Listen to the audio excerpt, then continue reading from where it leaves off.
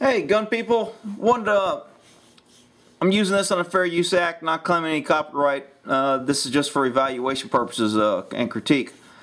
This video is out here on some Russian tactical drill that they train on, and I just wanted to point out a few things that I thought was pretty interesting and why they would do something like this. And training, you know, in the military, we would do some kind of what I call dangerous training.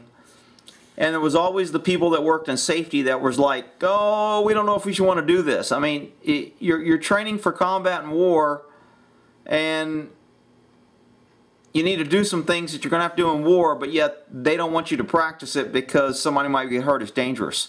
So there's always that fine line in the military about how to minimize danger, but you still got to do things that are dangerous. You know, jumping out of a helicopter, rappelling. In case we had to get to a building on a SWAT team, we would rappel out of helicopters. And, you know, safety was like, well, what happens if you slip and you fall? Well, you know what? Then we hit the ground. We're not supposed to be slipping and falling. That's why we're training. That's why we do it. Well, we'd like some safety measure in there. Well, there isn't one. You know, when I was working with dogs in the military and I'd get bit, you know, you get dogs attack you. Sometimes they'll hit your arm. Sometimes they'll come off the arm. They'll grab your leg. They'll grab you somewhere else. If you're not quick enough, they bite you and you have to get medical attention. Well, then safety's always like, well, how can we prevent dogs from biting you? How can we prevent this from happening? And my answer would always be, hey, I work with canine. We train them to bite. That's what we want them to do. We can't prevent it from happening because that's what we train the dogs to do. And they'd always look at me like I had two heads. So this training right here, a lot of people are going to be like, oh, this is dangerous. This is unsafe. You shouldn't do it. The more you sweat in peacetime, the less you bleed in wartime. The more you train like you're actually going to be in a real situation, the better your survival chances. This guy has a bulletproof vest on. This guy probably has a bulletproof vest on. He's going to shoot him. So this guy's going to take shots to the chest from another gun with a bulletproof vest. He's then going to draw his gun and return fire on this target. Now, my big issue here is that it would be very easy for the mind to play tricks. And if I'm in tactical mode, it would be very easy for me to see a guy with a gun and see a target. And I would want to shoot the guy with the gun. Now, when you're training to ignore a guy with a gun and shoot a target, I call that counter-training a little bit. So, although I like some of this, I like the fact that he's taking hits in a bullet and he has to return fire. I don't like the fact that he's returning fire and he's intentionally missing a guy with the gun to put targets on the thing. But again, it's a control technique. It's got some positive things. I'm going to run this through here, let you see it.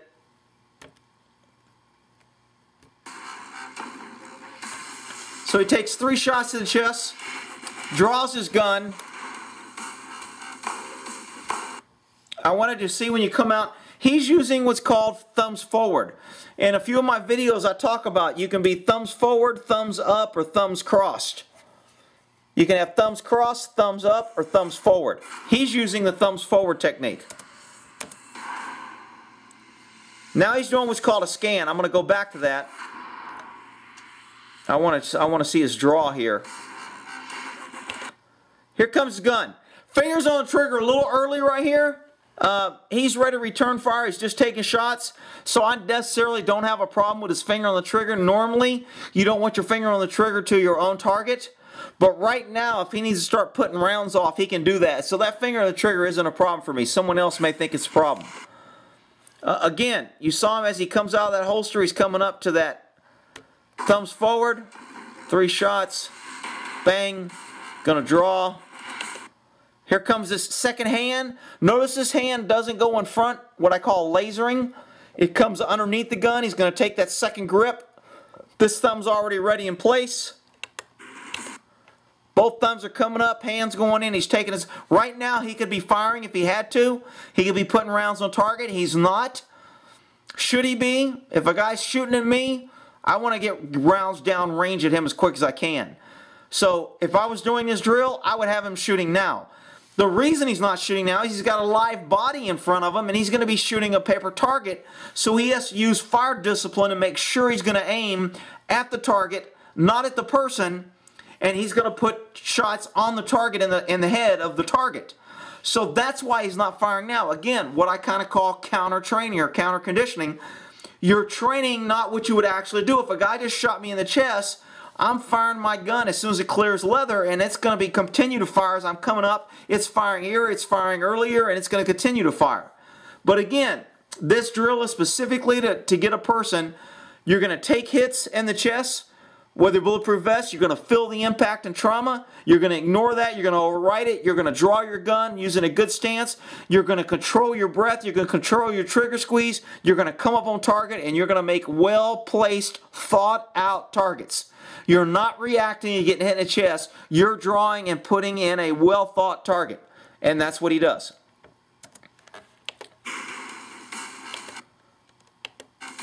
One, two, three. And his third round, right there in the head. So here's your bad guy, or here's your good guy that shot you that you're missing, and you're shooting at the paper target 3 shots in the head. These shots are good training in my opinion. This right here is called a scan. You notice his gun was still in a forward position. I noticed on this video they like to cant their guns. That's kind of a new kind of, I call it a little bit of a Hollywood kind of going to low ready. It looks cool. You're pointing a gun down. You're keeping it close to your body. Half a dozen one or the other. I'll do a video and kind of describe the good and the bad to that with me drawing a gun. But this is how they train. The scanning part, very important, because in a critical incident, again, I talk about this on fight or flight, heart rate goes up to over 200, 220. You get tunnel vision, you get auditory exclusion, you can't hear things. The gun sounds like popcorn, pop, pop, pop. Doesn't sound like a gun.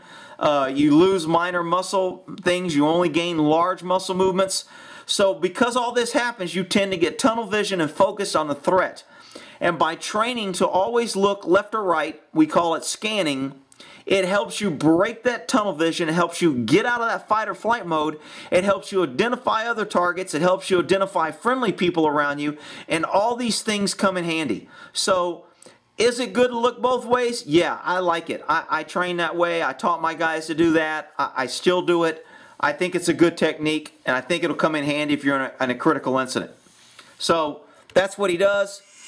Does his scan. Very close range, confident. So, and then he goes into another drill here. I can't remember what this drill was. Don't mind.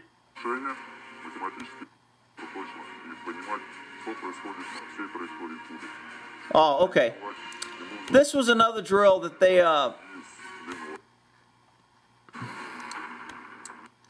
I don't want to take up all their videos, so I'm not taking their hits, but I want to get into why some of the things they're doing, why I agree or disagree, and kind of what's going on.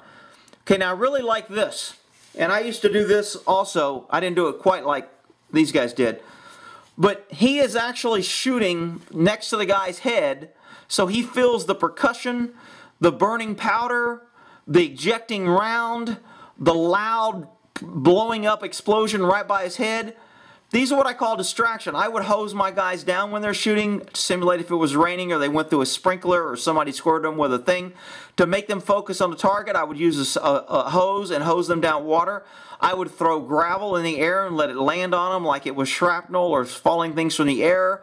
I would run into them and push them or bang them in the back to simulate another officer moving, tripping, falling, obstacles.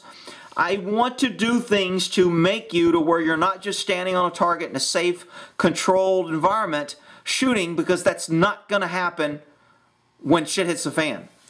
So in this scenario here, he's shooting several times. This guy has to move.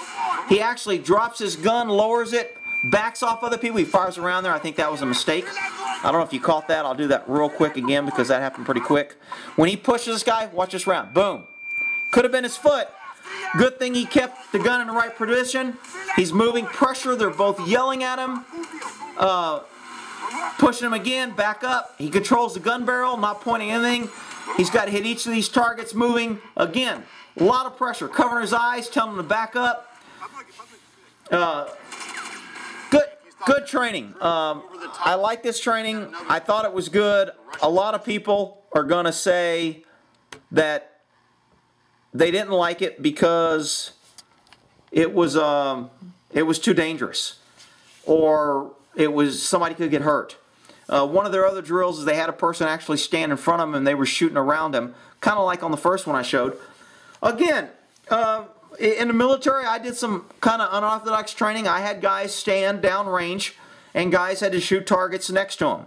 And this built confidence on the team that, hey, you're shooting around somebody, don't kill him.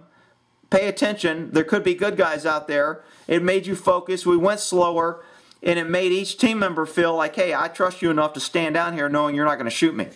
Now, had our safety people known we were doing that range, they'd probably all had freaking heart attacks and shit fits, and you know, I'd have been doing all kind of paperwork on why I did it, but luckily nobody got killed and we moved on. So the more you advance your training, the more you simulate your training to an actual situation, which is usually uncontrolled chaos, maybe controlled chaos, but without a doubt, it's not at a firing range, ready on the left, ready on the right, okay, use your gun. If you have a malfunction, raise your hand, I'll come over. That's how they used to train long ago, very poorly, not good for actual situations. So, you know, when guys went into combat, their first combat mission was pretty much their training on how it really went. And that's why the old thing in the military is, first thing you need to learn when you get to your first duty station, forget everything they taught you in basic training or in tech school, your technical school for your training for cops. It was how to shoot a gun, range, you know, security, law enforcement, all that other stuff. Forget all that. Now we're in the real world. Because in the teaching environment, they tend to overemphasize the safety. So that was some pretty good training. I kind of liked it. I wanted to share it. And hopefully it helped you understand it. I'll do a video maybe in a couple days here on that low ready or kind of bending that they were doing there. All right, and that there. Hope that helps.